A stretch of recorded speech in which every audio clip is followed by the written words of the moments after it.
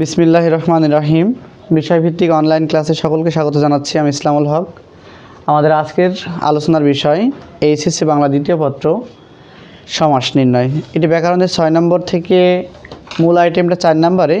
আসলে সমাস শুধুমাত্র এইচএসসি নির্ভর বললে ভুল হবে, এটা 6 থেকে জব পর্যন্ত প্রয়োজন।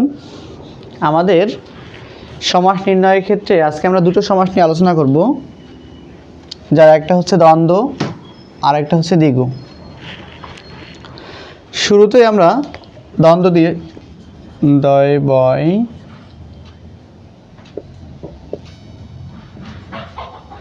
দ্বন্দ্ব সমাসের ক্ষেত্রে প্রথম সতর্কতা তার বানান। অনেকেই আমরা দৈন্য নয় দয় ব দিই, কিন্তু শুরুতেই কিন্তু ব আছে একটা, দেখেছো? দয় ব দৈন্য নয় দয় ব। দ্বন্দ্ব অর্থ আমরা মনে করি মারামারি বা ঝগড়াঝাটি, কিন্তু সমাসের ক্ষেত্রে এর রূপটা আসলে ভিন্ন। দ্বন্দ্ব অর্থ এখানে সমাসের ক্ষেত্রে মিলন অর্থ ব্যবহার হয়। কি অর্থে? তো এদিকে বলছি দ্বন্দ্ব, আর এদিকে হবে মিলন। বিষয়টি কিন্তু অনেক ক্রিটিক্যাল। দ্বন্দ্ব সমাসের ক্ষেত্রে আমাদের মূল জানার যে জায়গা, সেটা হচ্ছে এখানে দুটো পদ বা উভয় পদই প্রধান থাকবে। নোট করে নিতে পারো এটা। দ্বন্দ্ব সমাসে উভয় পদই প্রধান।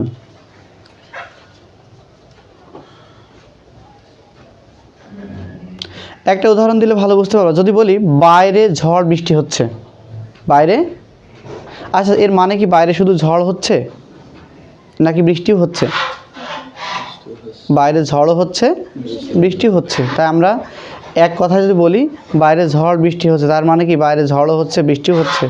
অথবা আরেকটা মেহমানকে চা এবং বিস্কুট খেতে দাও, বা চা বিস্কুট খেতে দাও, তাকে শুধু চা দেবে না বিস্কুট দেবে? তার মানে কিন্তু দুটো পদের কথাই বলা হচ্ছে। তাহলে দ্বন্দ্ব সমাসে আমরা দুটো পদ পেলাম। এখন আসো সংযোজক অব্যয়টা কি। দ্বন্দ্ব সমাসের ক্ষেত্রে সংযোজক অব্যয় হিসাবে বসবে হচ্ছে ও অথবা এবং। মনে থাকবে মাঝখানে যে জিনিসটা দিয়ে আমরা ভাঙছি সেখানে কি কি বসতে পারে? ও অথবা এবং। দ্বন্দ্ব সমাসের অসংখ্য প্রকারভেদ আছে। আমরা মেজর কিছু প্রকারভেদগুলো আলোচনা করি। আসলে দেখো, প্রথমেই যে বিষয়টা বলি, মাসি পিসি, একটা রুলস লিখেছি আমরা, মাসি ও পিসি। তাহলে এখানে দুটোই সমান গুরুত্ব পাচ্ছে। আমরা চিনব কীভাবে দ্বন্দ্ব সমাসকে? অবশ্যই তার দুটো পদ থাকবে। কয়টা পদ থাকবে? দুটো, মাস্ট বি দুটো পদ থাকবে। ভাঙার সময় শুধুমাত্র সংযোজক অব্যয় ব্যবহার করবা, শেষ। পরীক্ষাতে সমাস নির্ণয়ের সিস্টেমটা কেমন? প্রদত্ত শব্দ, তারপরে ব্যাস বাক্য, আর লাস্ট হচ্ছে সমাসের নাম। এই সিস্টেম, এই যে প্রদত্ত শব্দটা, এটা এখানে প্রশ্ন দেওয়া থাকবে, আমরা এগুলো উঠাবো, ভাঙবো, তারপর নাম লিখব। এই সিস্টেমে আমাদের সমাস নির্ণয় করতে হবে। এখন আসো দ্বন্দ্ব সমাসের প্রকারভেদের সংক্ষিপ্ত এগুলো একটু দেখাই। প্রথমে যদি বলি সমর্থক দ্বন্দ্ব। সমর্থক মানে কি? সমান অর্থ দেয়। উদাহরণ হিসেবে বলা যায় টাকা কড়ি। আচ্ছা বলো তো, টাকা আর কড়ি কি আলাদা? কারণ কড়ি অনেক আগে মুদ্রা হিসাবে ব্যবহার হতো, তামাক পাতা, কড়ি, আর অনেক বাটার সিস্টেমের আগে। তো টাকাও যা, কড়িও তা, এখানে সমর্থক হিসাবে। যেমন আরও একটা উদাহরণ দিই, খাতাপত্র। আচ্ছা খাতাপত্র অথবা চিঠিপত্র, চিঠি আর পত্র কি আলাদা? একই জিনিস। তাহলে আমরা যখন এটাকে ভাঙা সিস্টেম তো সেখানে অলরেডি হয়েই গেছে। তাহলে সমর্থকের পরে আসি বিপরীতার্থক দ্বন্দ্ব। মানে বিপরীত থাকলেও আমরা বুঝবো যে সেটা দ্বন্দ্ব হবে, সমর্থক থাকলেও বুঝবো সেটা দ্বন্দ্ব হবে। বিপরীত উদাহরণ দিই, রাত দিন। তো রাতের বিপরীত কি? দিন। আয় ব্যয়, জমা খরচ। অর্থাৎ বিপরীতার্থক যদি কোনো শব্দ পাও, জানবা সেটাও দ্বন্দ্ব সমাস। এবার আসো বহুপদীও সমাস আছে, যেটা তোমাদের অগোচরে ছিল। বহুপদী সমাসগুলো কেমন? অনেকগুলো পদ থাকতে পারে। তিনটার উদাহরণ দিই, পদ্মা, মেঘনা, যমুনা। পদ্মা, মেঘনা, যমুনা। ভাঙার সময় কি লিখবো? পদ্মা, মেঘনা ও যমুনা। তেমনিভাবে যদি বলি তেল, নুন, লাকড়ি। তেল, নুন ও লাকড়ি। অর্থাৎ বহুপদ যদি কোনো প্রদত্ত শব্দ থাকে সেটাও দ্বন্দ্ব সমাস। এরপরে বলা যায় ব্যতিক্রমধর্মী দুটো সমাস আছে। একটা হচ্ছে দম্পতি, আর হচ্ছে কুশীলব। দম্পতি শব্দটা আমরা জানি, যদি কেউ লেখে দম ও পতি ভুল হবে, কিন্তু এটার সঠিক অ্যান্সার হচ্ছে জায়া ও পতি। তেমনিভাবে কুশীলব, অনেকে কিন্তু লেখে কুশী ও লব, নেভার, কুশ ও লব। মনে থাকবে? এই ব্যতিক্রম থেকেই কিন্তু সমাস নির্ণয় আসবে পরীক্ষাতে, কুশ ও লব।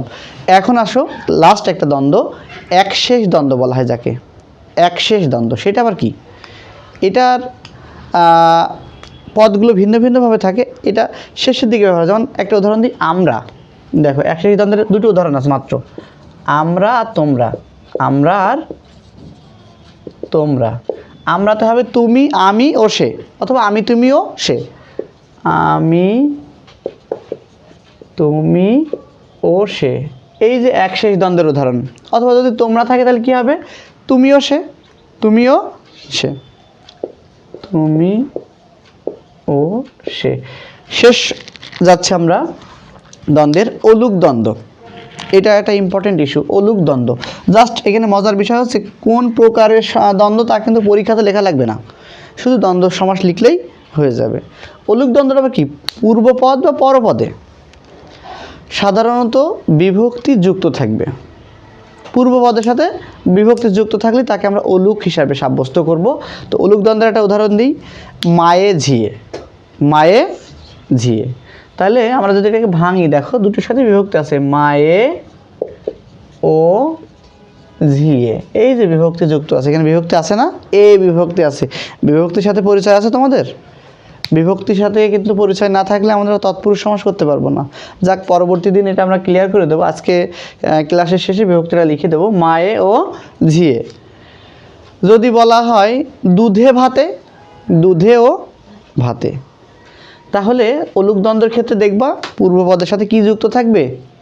বিভক্তি যুক্ত থাকবে। সবসময় যে এই বিভক্তি থাকবে তা না হয়ে অন্য বিভক্তি থাকতে পারে। তাহলে দ্বন্দ্ব সমাসের ক্ষেত্রে আমরা ব্রেনে কি নিলাম? এর উভয় পদই প্রধান, এটা মনে রাখবো, এবং তার পূর্বপদ পরপদকে আমরা আলাদা আলাদাভাবে দেখতে পাবো চোখের সামনে। যেমন যদি বলা হয় সে দুধ ভাত খেয়েছে, আচ্ছা সে কি শুধু ভাত খেয়েছে? যদি বলা হয় আমাদের শব্দটা আছে দুধ ভাত সে, তাহলে সেখানে কি শুধু ভাত আছে না দুধও আছে? তেমনিভাবে শুধু দুধ নেই, ভাতও আছে। অর্থাৎ যখন তোমার সামনে এই ধরনের কোনো শব্দ থাকবে যার দুটো পদ আলাদা আলাদা, সেটা মাস্ট বি দ্বন্দ্ব সমাস হবে। আলো ছায়া কী হবে? আলো ও ছায়া। এবার আসো দ্বিগু সমাসের ক্ষেত্রে। দ্বিগু সমাস আসলে খুব সহজ একটা সমাস। দ্বিগু সমাস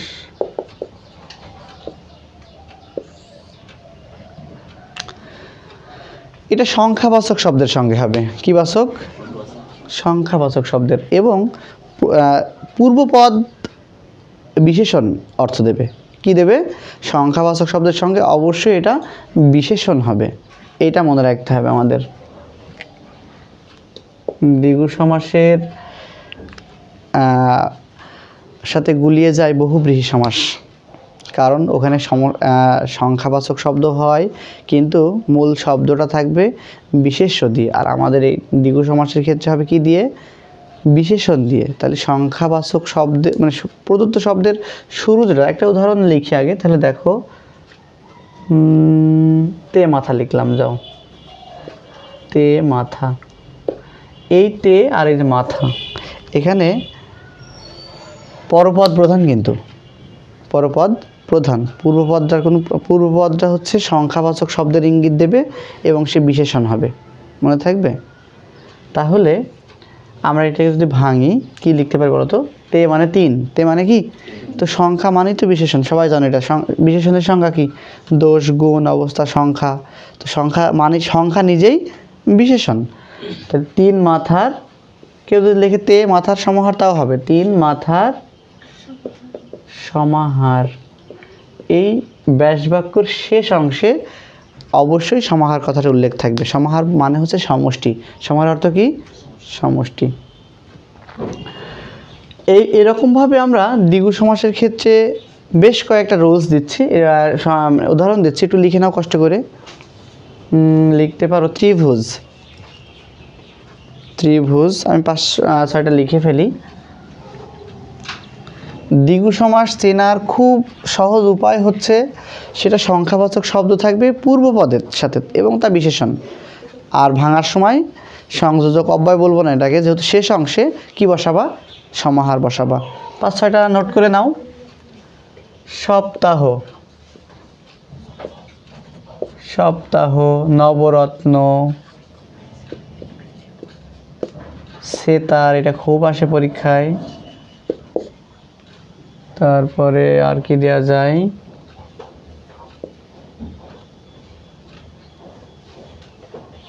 ত্রিভুজ দিলাম, আর দরকার নেই, সিস্টেমটা একই। তাহলে ভাঙার সময় আমরা কি করব, সপ্তাহ কি কয় দিনের সমাহার, 7 দিনের সমাহার। অহ মানে কিন্তু দিন, অহ অর্থ কি, এই যে সপ্তাহ 7 দিনের অহ, অহ মানে কি দিন।